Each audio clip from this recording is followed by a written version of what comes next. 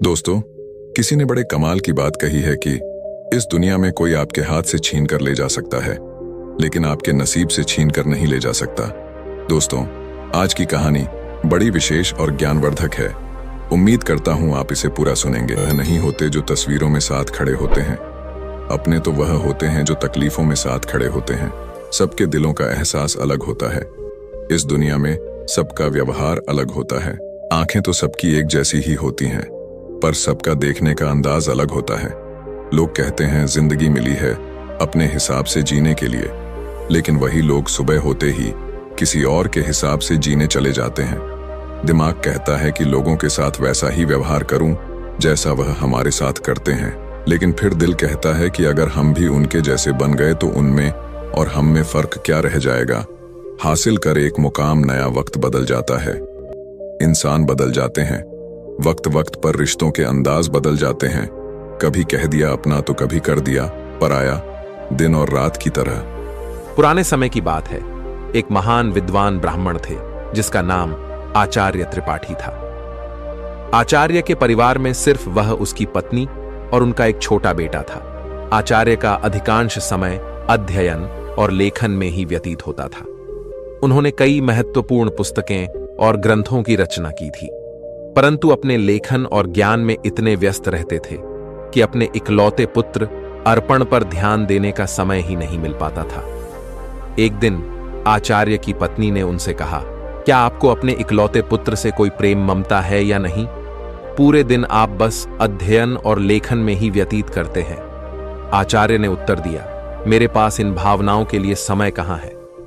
आचार्य जी विद्वानों के बीच बहुत प्रतिष्ठित थे और राजा के दरबार में भी उनका बहुत सम्मान था। राजा ने कई बार उन्हें अपने दरबार में सलाहकार बनने के लिए अनुरोध किया था, लेकिन आचार्य हमेशा यह कहकर इनकार कर देते कि महाराज, आपकी सेवा में आने पर मुझे आपकी चापलूसी करनी पड़ेगी, जो मैं नहीं कर सकता। दूसरी तरफ उनका पुत्र अर्पण अपनी मां की अत्यधिक लाड़ प्यार में बिगड़ गया था। वह पाठशाला जाने की बजाय आवारा लड़कों के साथ समय बिताने लगा। आचार्य जी अपने लेखन और अध्ययन में इतने व्यस्त रहते थे कि उन्हें अपने पुत्र की हरकतों का पता ही नहीं चलता था। अर्पण ने जुआ खेलना शुरू कर दिया और समय के साथ मदिरा पान भी करने लगा। उसकी संगत कुछ चोर उचक्के जैसे युवकों के साथ हो गई थी।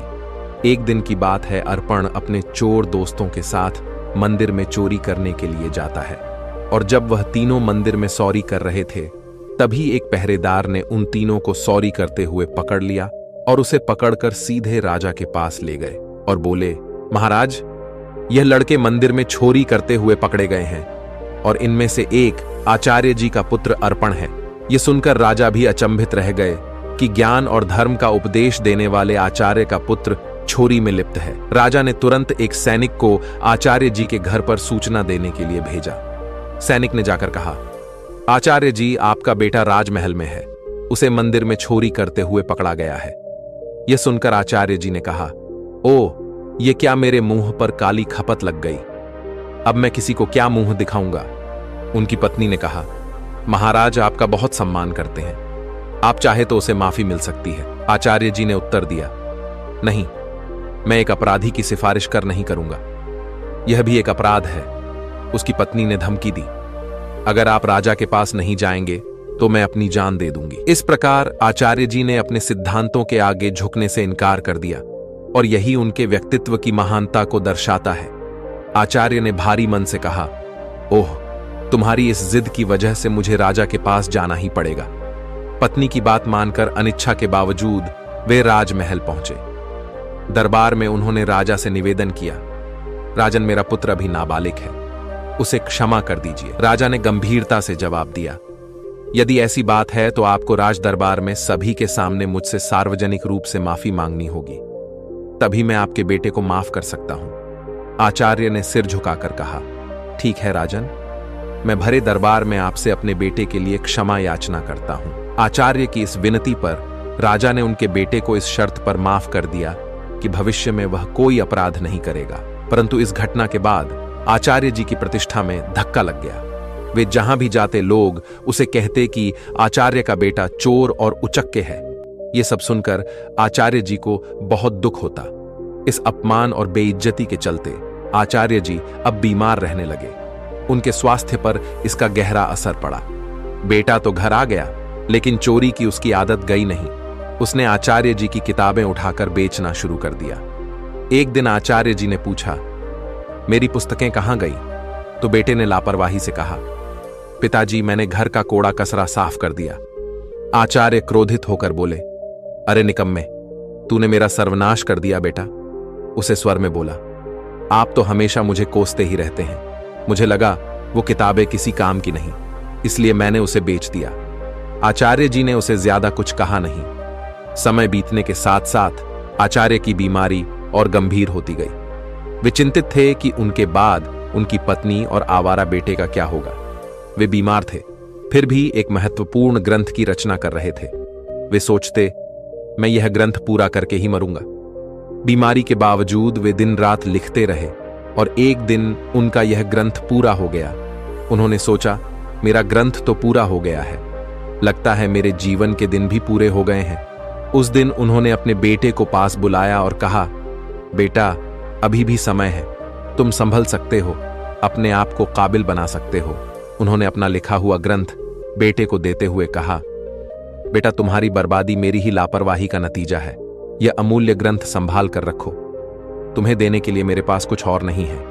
अर्पण ने वह ग्रंथ की पोथी अपने पास रखी, परंतु मन ही मन वह सोच रहा था, मैं इस पोथी का क्या करूंगा? मुझे पढ़ना लिखना तो आता ही नहीं। अगर पिताजी ने कुछ पैसे देते तो बात भी थी। अगले दिन सुबह आचार्य का देहांत हो गया। उनकी मृत्यु के बाद उनके परिवार पर मानो दुखों का पहाड़ टूट पड़ा था, परंतु अर्पण को इस बात की कोई चिंता नहीं थी।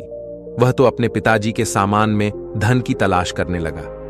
पिताजी ने मेरे लिए एक कौड़ी भी नहीं छोड़ी। अर्पण निराश होकर बैठ गया। कुछ समय और बीता तो मां बेटे की हालत इतनी खराब हो गई कि खाने के भी लाले पड़ने लगे। एक दिन मां ने तंग आकर बेटे से कहा, बेटा, कुछ काम धंधा करके लाओ, नहीं तो हम भूख मर जाएंगे। अर्पण ने उदास मन से जवाब दिया, मां, मुझ जैसे अनपढ़ और बदनाम को कौन काम देगा? यह सुनकर मां ने सोचा, क्यों ना मैं राजा के पास जाऊं। मेरे पति का राजा बहुत सम्मान करते थे, शायद वह हमारी मदद कर दे।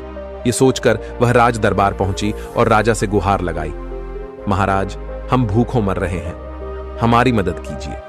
राजा ने खड़े स्वर में कहा, क्या मदद? तुम्हारे पति को मैंने बहुत बार सलाहकार बनने के लिए अनुरोध किया था, लेकिन आचार्य हमेशा यह कहकर इनकार कर देते कि महाराज, आपकी सेवा में आने पर मुझे आपकी चापलूसी करनी पड़ेगी, जो मैं नहीं कर सकता। राजा ने कहा, तुम्हारा बेटा अब कमाने लायक है, मैं तुम्हारी कोई मदद नहीं कर सकता। निराश होकर मां घर लौट आई। घर पहुंचकर अर्पण ने मां को अपने पिता की दी हुई पोथी दिखाते हुए पूछा, मां, पिताजी ने यह पोथी मुझे क्यों दी? मां ने दुखी स्वर में कहा, बेटा, यह तेरे पिता की ज्ञान की आखिरी निशानी है। अर्पण ने उस पोथी को पढ़ने की कोशिश की, पर वह उसके लिए काला अक्षर भैंस बराबर थी।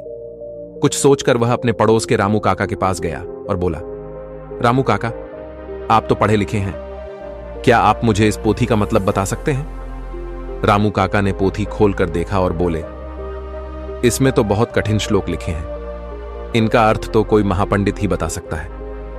अर्पण निराश होकर वापस लौट आया। उसने कई जगह काम ढूंढने की कोशिश की, पर अपनी बुरी छवि के कारण किसी ने उसे काम पर रखने से इनकार कर दिया।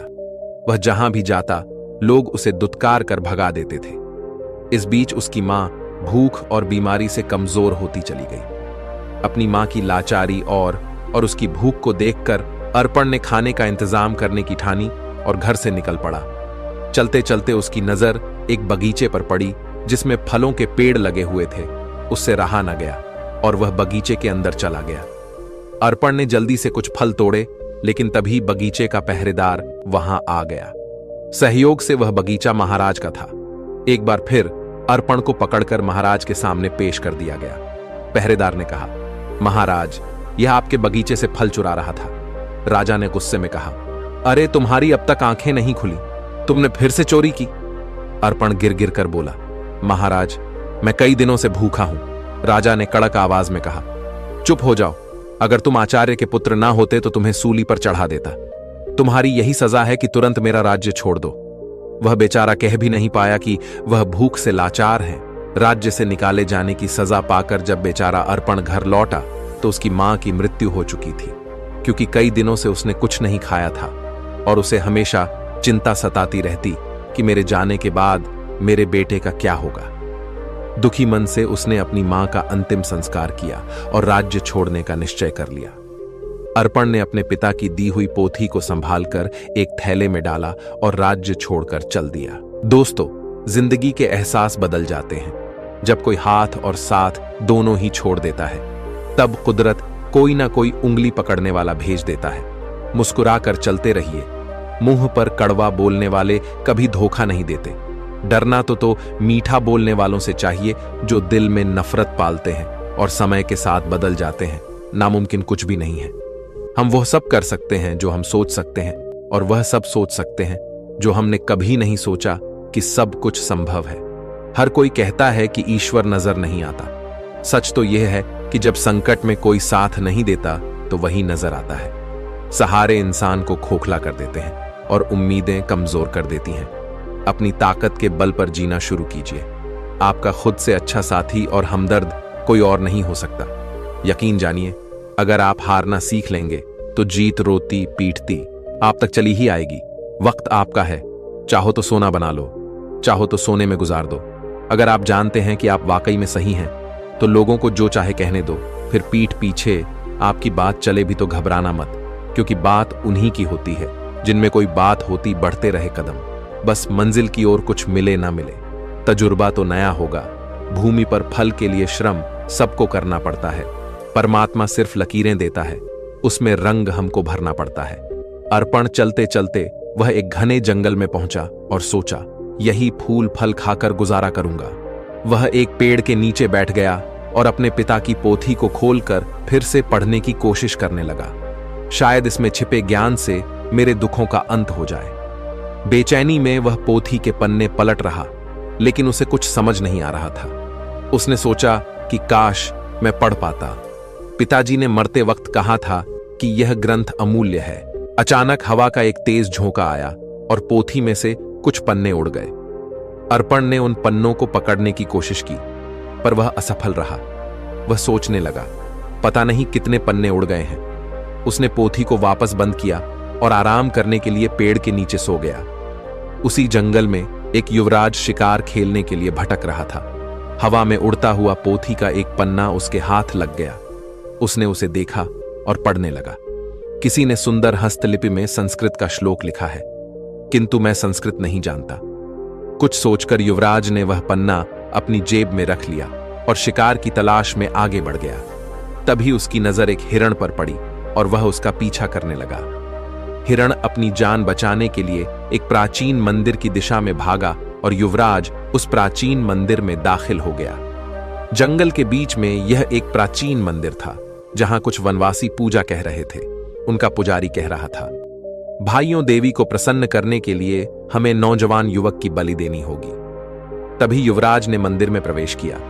वनवासियों ने उसे देखा और बोले, पुजारी जी, संयोग की बात है, युवक भी आ गया, क्यों ना इसी की बलि दे दी जाए। यह सुनकर युवराज सोच में पड़ गया।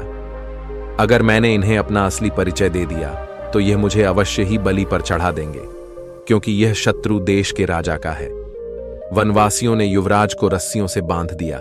तब युवराज ने कहा, पुजारी जी, मैं एक नीच कुल की संतान हूं, मेरी बलि देने से देवी अपवित्र हो जाएंगी। पुजारी ने हंसते हुए सख्त स्वर में कहा, अरे देवी को बलि चाहिए, उन्हें ऊंच नीच से कोई मतलब नहीं है। युवराज अपने जीवन से निराश हो गया और सोचने लगा, झूठ बोलकर भी मैं अपने प्राण नहीं बचा पा रहा हूं। जब उसे बलि के लिए लाया गया तो उसने कहा, भाइयों, बलि पर चढ़ाने से पहले मैं अपनी एक अंतिम इच्छा पूरी करना चाहता हूं। मेरी जेब में एक भोजपत्र है, क्या कोई उसे पढ़कर उसका अर्थ बता सकता है? मेरी यही अंतिम इच्छा है। पुजारी ने कहा, अवश्य लाओ, मैं तुम्हें उसका अर्थ बताता हूं। पुजारी ने उस ग्रंथ के पन्ने को अपने हाथ में उठाया और कहने लगा, इस भोजपत्र पर 2 श्लोक अंकित है। पहले का अर्थ है, एक झूठ कई झूठों को जन्म देता है और झूठा व्यक्ति अंततः मुसीबत में फंस जाता है। दूसरे श्लोक का भावार्थ है, किसी के प्राण लेना सरल है, परंतु किसी को जीवन देना अत्यंत कठिन है। युवराज यह सुनकर फूट फूट कर रोने लगा। पुजारी ने उससे पूछा, तुम रो क्यों रहे हो? युवराज ने रोते हुए कहा, यह दोनों श्लोक मुझ पर ही चरित्रालु होते हैं। यह सुनकर वनवासियों को अपनी गलती का एहसास हुआ। उनमें से एक आगे बढ़कर बोला, पुजारी जी, यह युवक सच कह रहा है, हमें इसे जबरदस्ती बलि पर चढ़ाने का कोई अधिकार नहीं है। तब वनवासियों ने युवराज को मुक्त कर दिया। पुजारी ने कहा, जाओ नौजवान, इस श्लोक ने हमारी आंखें खोल दी हैं। हम आज के बाद देवी को किसी जीव की बलि नहीं चढ़ाएंगे। युवराज, जिसका नाम यंश था, उसने उनका धन्यवाद किया और महल की ओर चल दिया। लौटते समय वह विचारों में खोया हुआ था और सोच रहा था, ये भोजपत्र कितने अनमोल है, इन्होंने मेरे प्राण बचाए। हो सकता है ऐसे सुंदर उपदेशों वाले और भी पन्ने हों। महल वापस पहुंचकर युवराज ने अपने पिता के चरणों में प्रणाम किया और कहा, पिताजी, आपने मुझे शिकार खेलकर जीवों की हत्या करने से मना किया था।